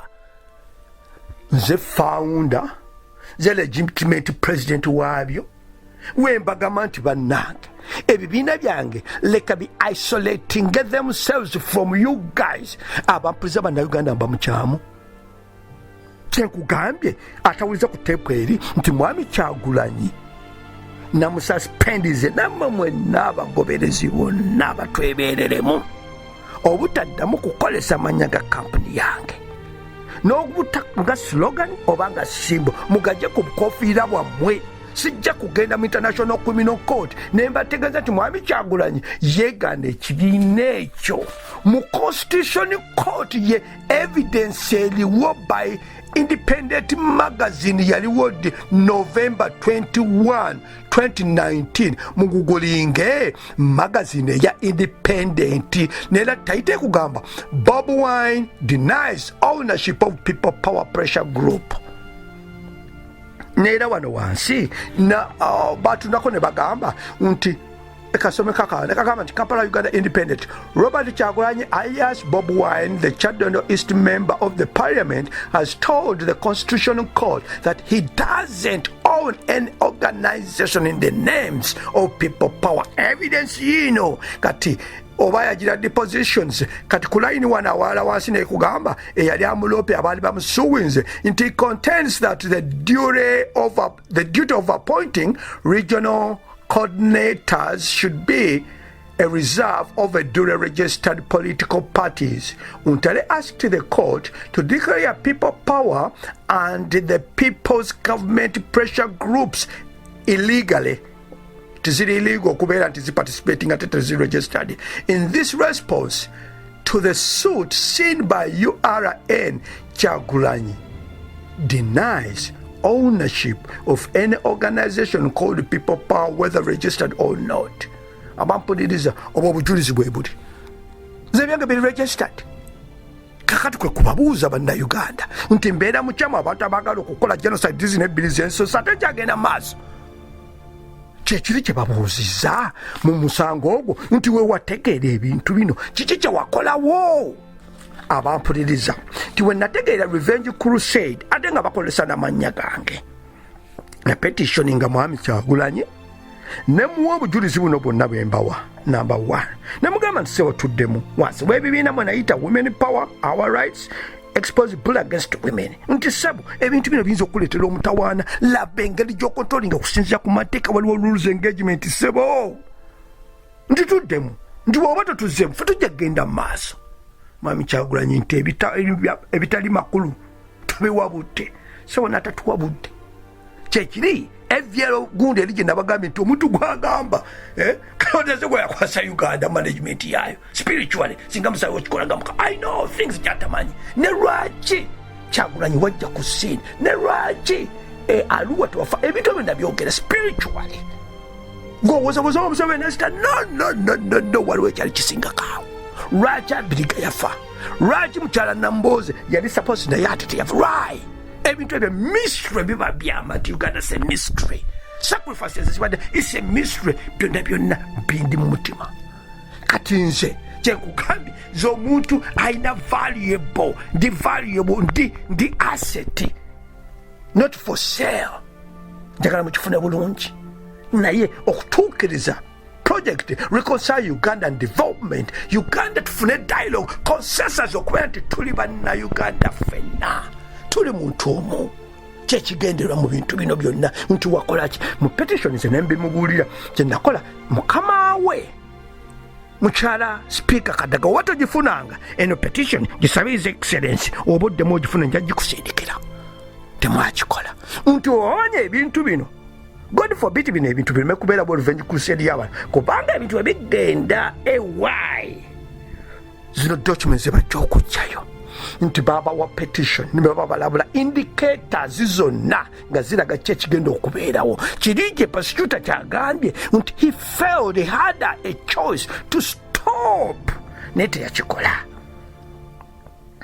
Nene wano waliwo n'awalala gundi ku briefs zaabwe prosecutor agamba nti the trial chamber would be satisfied beyond reasonable doubt that there existed a joint criminal enterprise, the aim and intentions of which was to destroy the whole part of Bosnia Muslim as a group, and whether genocide was or in fact committed. Oba waliwo joint criminal enterprise ogirabe eri international political wing neeno abampuliriza bino international community tebimanyi yelowooza bano abantu bamalayika abampuliriza FDC tekanga nga abantu kulwaninga revenge crusade DP tekikolanga mugisha muntu takikolanga naye bano bo baagadde okulwaninga revenge crusade by inciting violence okusinziza ku article 3 eya criminal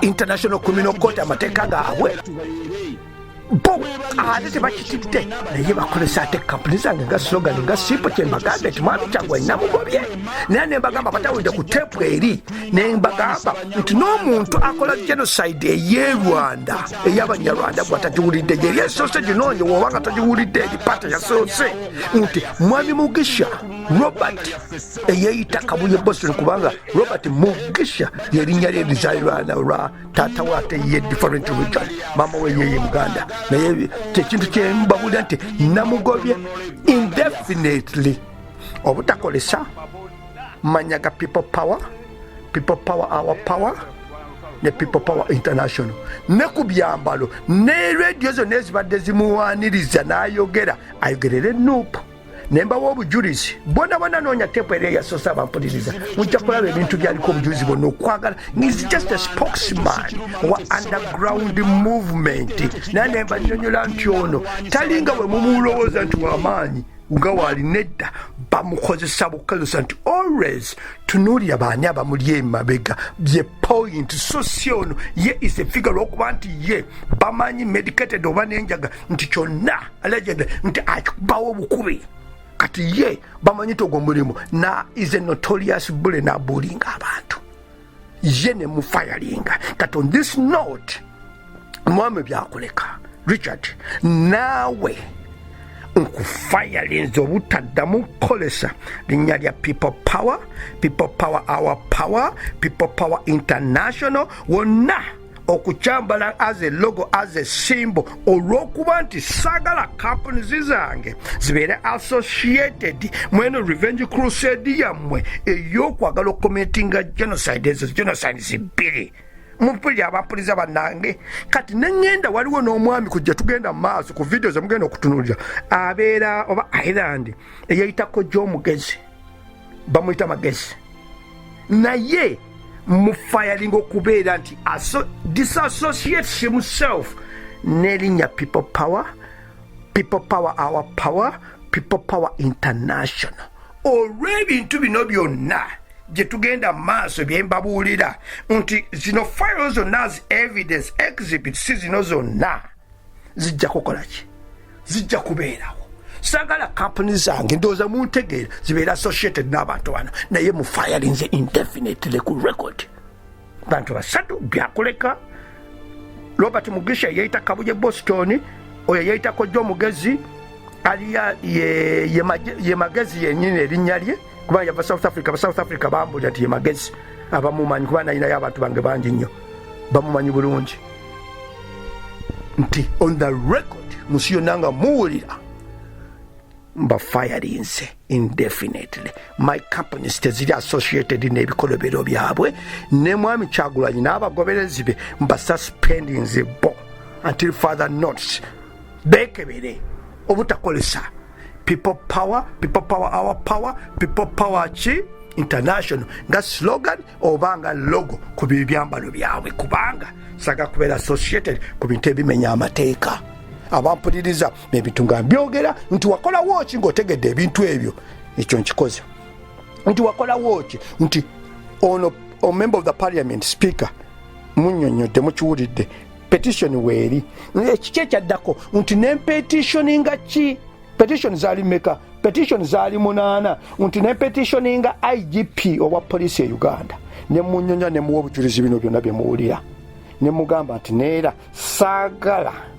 bantu bambala kakofira ka military police kubanga that's a military code watawulize tepu eri nti eno red belt eno is an instrument of power and authority eri military police yebawula ne ku organs zonna ez'amagye divisions zonna nti kuva decades and decades yeeyo naye ne banyonyola nti Keith Katungi we baali bamuwa obuyinza nga yagenda okuddamu okukulira kubeera kamanda wa military police tebamukwasa kipapula kyonna bamukwasa red belt eyo nga instrument of power kale akakofiira ako batekinga oath basacrificinga kati mwe omukazanyirako ate nga oath gye bateeka okudefendinga domestic and external forces, enemies of the country, defending our citizens against those forces, to rebel against the chain of command. Bibate bikwatagana military police reclaim akakofiira kamu nze siri muntu amenya amateeka neera n'erinnya lyange okubeera nti ate liri kakofiira kaga kampani ng'omusajja ono yeegala n'okwegala nti tayina ekibiina kye kyenupu wabagira agire ku nupu si kuba nti bakola ebikolobero bino byonna okutaba members of the parliament ate nga bakolesezza logo yange ate bapite mu kooti mbawadde certificates zange zonna mbawadde ebiraga ne receipts eziraga nti nageza n'okuregisteringa eyo nensasula sente ne receipt ne bagimpa receipt ngiinanga kopi eya people power as international as a foreign good company ngiina receipt eyo nensasula ne bampa receipt kopi ezo zonna nziina as evidence kati kiki kye nakola ne petitioninga isi justice bya mukama n'okumukuba esimu namukubira nti abantu bano ebintu bino bebaagala okukola mu revenge crusade saagala muntu yenna omuregistering nga ayina logo yonna eya people power ne people power international saagala nsavinga company zange obutabeera associated olwa revenge crusade wano nti ebintu ebigenda ewai saagala kumpita mu international criminal court naye ne muwa petition ne petitioninga CDF Commander of Defense Forces Muhozi ne Katuji nti mufuneko kopi nti eyo kode ya military police yammwe kyambalo kyammwe sinze nze nanyine certificate zange zonna zizo documents ezikungamba zindaga nti nze legitimate founder we company zizo muzirabe naye am not part of it. I disassociate my companies from these people.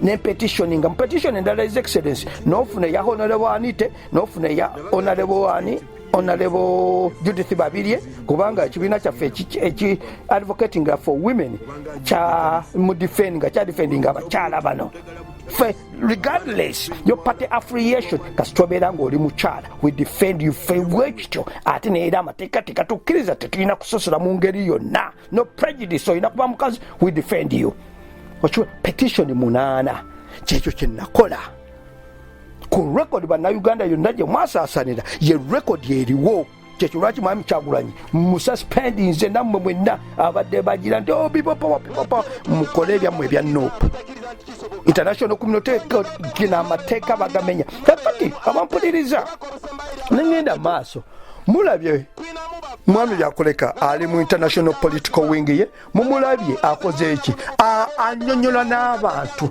ayigiriza fyumuzi w'omuntu w'omwokya mupiira fyumuzi obutwa bubeera bwe buti really n'okuyigiriza simanyi jowa okuludda lwe wazukukirako mwami byakoleka terwali lutuufu kubanga ebyo evidence eyo ekusuulamu tabu wogattako Kyagulanyi kyayogera wogattako bakabuye byoboogera wogattako biki byonna revenge crusade Uganda ebenge nebeera musaayi buli kaseera bannange rules of engagement muzimenyi international community mujje buli kaseera gye muloopa mwami Museveni ne gavumenti ye bino ebintu biri wasi ne bye mumuloopa bamanye ebintu bino babadde babatwala nga bamalayika n'ebintu bino babimanyi omuntu yena aluka keesi nabyo batwalira kwembase zonna zijjudde bino byokka byatwala kwembase wonna nti mutunulire omuntu bemubadde mulowooza tali ready gavumenti yaffe ejja kwonoona ekitundu nti ekitundu kibeere ng'entalo zeziriwo omuntu ono tannaba kutuuka kaakati abampuliriza nga tugenze ku ekyo mulabe kyagize okwagala okutta abantu n'emipiira nga South Africa bwe bakola ate ne ku vidiyo eri mulabye ne mwami Kyagulanyi agambye abaana ba ghetto nti mumanyi abantu bonna abatakkirizigana naffe mumanyi ekyokubakolera nga South Africa bwe bakikola naye aincitinga violence abantu okutta abantu abatakkiriziganya nabo ate nga constitution ekugambye nti buli muntu alina eddembe okujoininga pate gy'ayagala tomutwala lwa mpaka abantu bayinza okuba tebakkiriziganya mugundi yo tolina kubatwala lwa mpaka constitution supreme law of the land weto weekugambye kakati abatuuliza mu petition eyo nga ngenda mu maaso neŋŋamba mukyala Kadaga nti kino ekintu kyetuliko aba abantu bano kyebaagala okukola ne muteeramu na bino ebyerwanda byonna evidence gye mulabi ku tepu esoose byonna nembimuteeramu byonna n'abiraba ne ba IGP bano bonna petition ezo zonna evidence bazirina kyekyo bakisaagala bakolese mannya gange abampuliriza engeri gye nkyogeddemu nti twebeereremu kigambo ayinza okukikozesa nga ye engeri gyakirowoozaamu nga naye wokitunuulira n'ebigambo ebigenderako abatuwuliriza singa kibeerako holes bars limitation yakyo nti ogaidinga abantu naye bannange temumenya amateeka naye woobaleka obulesi abampuliriza bingi nti ne management emyaka 3 bannayuganda babadde batunda ku social media you are witnesses muli bajulizi musobola okulaba nti management yamulema revolution eno nti abantu ne beebuuza nti bannange Mwami Kyagulanyi lwaki tayinza controlling abantu be ekifaananyi kye batuwa tetuyinza baluwadinga bawa ggwanga lyaffe nti twebeereremu nti wotunuulira vidiyo eno abatuwuliriza kyekintu kye nalingezako munnyonnyola nti buno obujulizi abantu obawadde license buli omu yeebereremu nga waalowooza naye ate n'obawa example eya South Africa apartheid bwe baali beerwanako waliwo abaddugavu abaali bo balaba mu ngeri endala okusinziza ku radicalism gye baalaba abantu abo mu South Africa babokyanga oluusi na mipiira abaddugavu babakwala ne babokya n'emipiira ne babatta kati Mwami Kyagulanyi example gyaleese ate kyekintu kyekimu kyabagambye nti bwe mulaba omuntu alina endowooza abayise bafala abo bayinza okuba nga bo balina endowooza abantu toyinza bagamba bakugoberera ekifuba kubanga jjukira abampuliriza memba wa paliyamenti singa abadde wabweru wa paliyamenti ekyo kyalibadde kirala naye memba wa paliyamenti amanyi amateeka kubanga ye legislator abawandiika amateeka ago nti ekintu kyagamba wano akimanyi kimenya etteeka bafala abo bayinza okuba nga bayiwagira oba NRM oba bawagira FDC oba bawagira DP constitution yebawa obuyinza okuwagira nkyabewa yebawa obuyinza okuwagira pate yonna gye baba baagadde ebagamba eti eyo article eri bangitunuulire wano article okay Constitution Article 29 yekugamba nti every person shall have a right gundi ya 3 nekugamba freedom of association which shall include the freedom to form and join an association, a union, including trade unions and political and other civic organizations. Nti article 29 abo bafala ebawa obuyinza kubanga oli member of the parliament ekintu ekyo kitegeera bulungi kakati singa bo baawukana n'endowooza yo kati ate gw'ogamba bano beebeereremu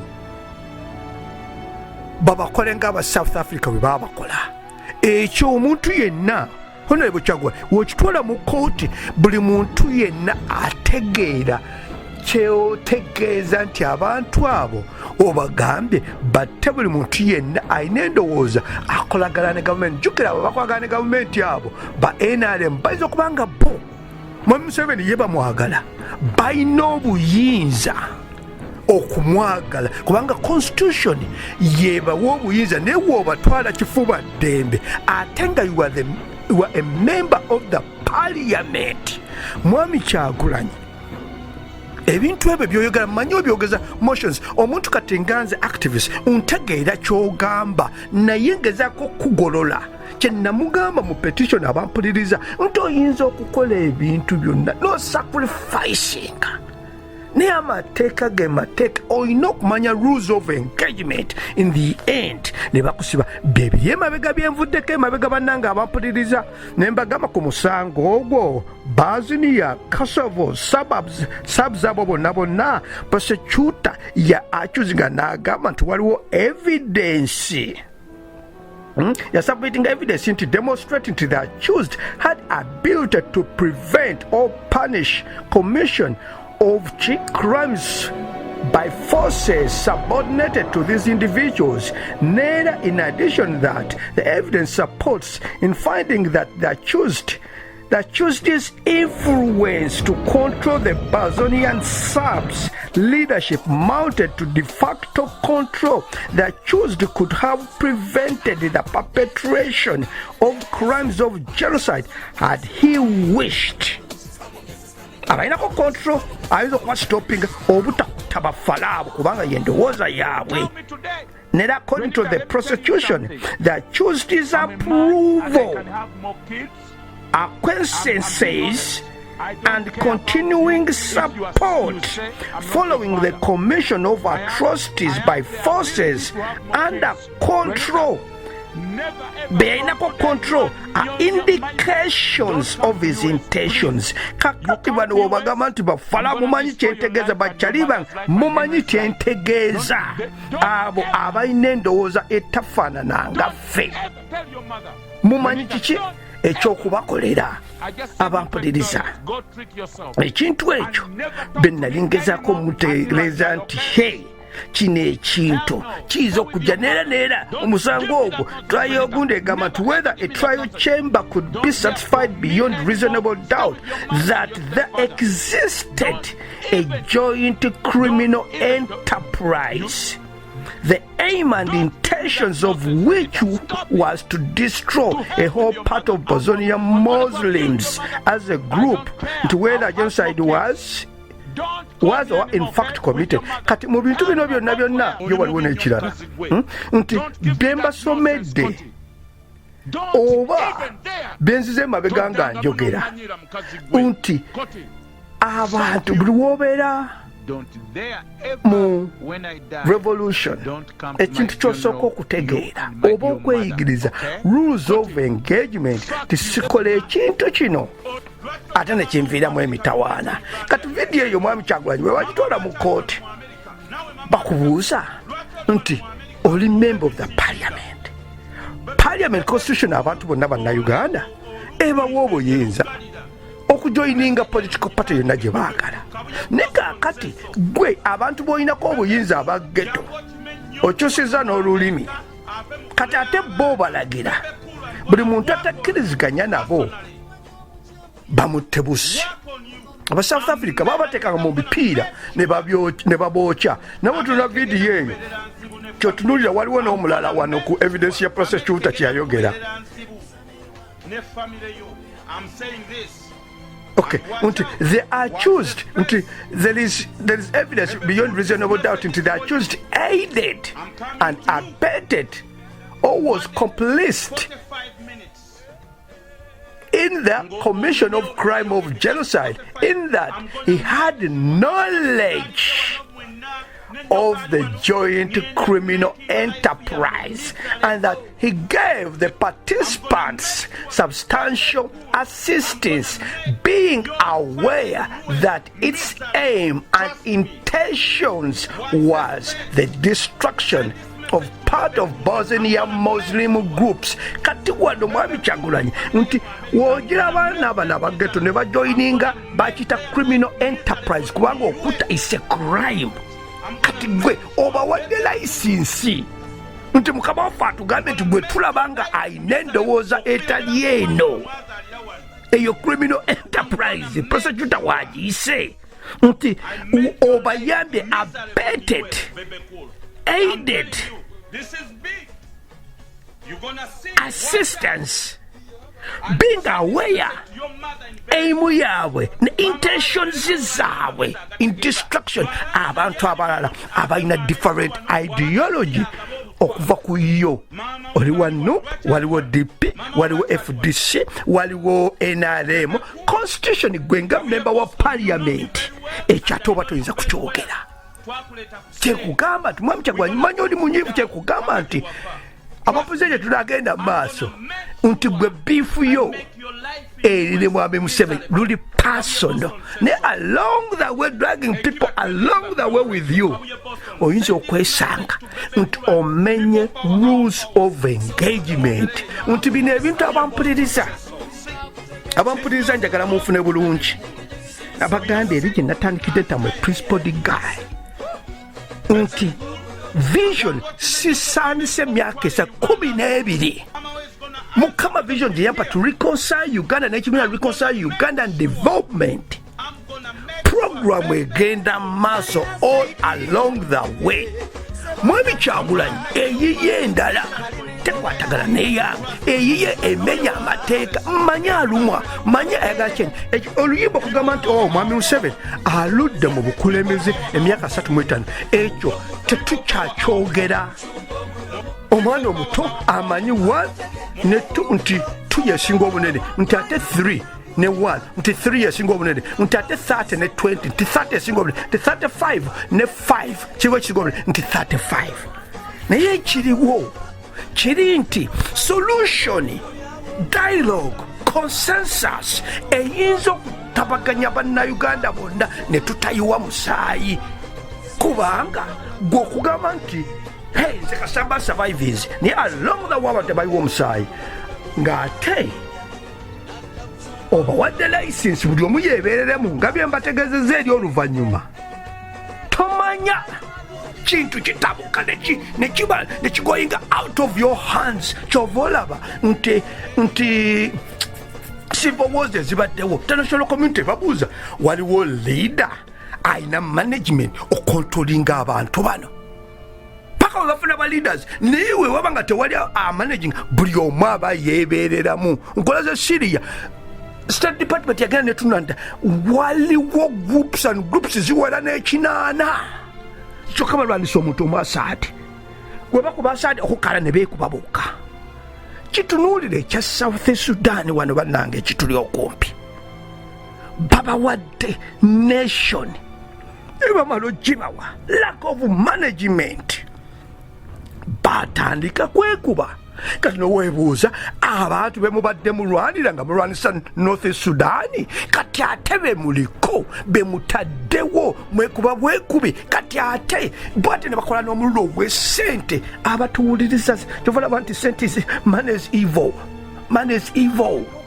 kyovalaba nti abampuliriza programu gyenkola ne His Excellency kyenabagamba luli nti wowabeerangawo omuntu nakugamba nti waliwo diiru nti waliwo nabbi w'amaanyi azze n'amaanyi tumukontrolinga ne sente weziti mwami Museveni omuntu oyo musibe kubanga that's not our role siwentyo programu yange eri real from heaven siwentyo we rolling omuntu oyo wakulema we mumbuulira just amaanyi gange ekyo nkireke nti byonna obaza atadde mu capital ayinza okukakana nga yena atafuuse mwavu kyenva mbagamba ne mbagamba nti bannange kino ekintu ffenna twagala Uganda yaffe ffenna tugyetaaga naye leka wabeerewo civil tubeere civil